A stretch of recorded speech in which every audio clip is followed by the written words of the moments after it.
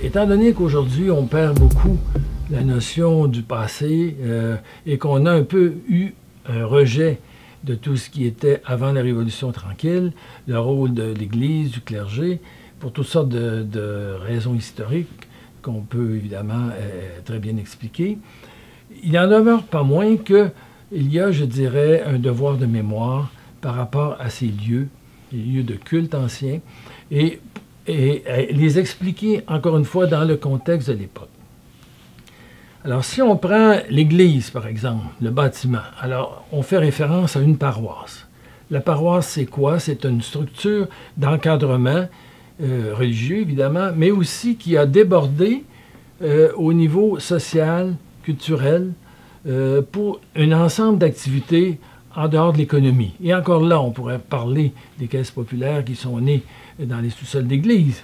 Mais d'une façon générale, je dirais qu'il y avait l'usine d'un côté, l'économie des capitalistes, des grandes entreprises ou des petites entreprises, et la vie sociale religieuse contrôlée pour une bonne part par le clergé. Et on peut remonter à ce moment-là au 19e siècle pour montrer l'emprise du clergé. Alors, il y a cet aspect négatif, on pense toujours à la morale de l'Église, mais il y a aussi l'aspect positif. Que serait devenu, au fond, le Québec, le Canada français, comme on l'appelait à l'époque, sans ces structures d'encadrement? Est-ce qu'on serait devenu une minorité complètement à la remorque de d'autres visions du monde?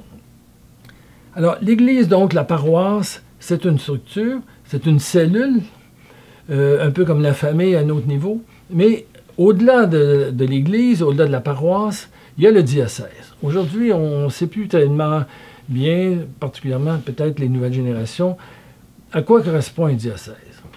Au fond, c'est une division territoriale du Québec, ce qu'on appelle les régions administratives au Québec actuellement, qui sont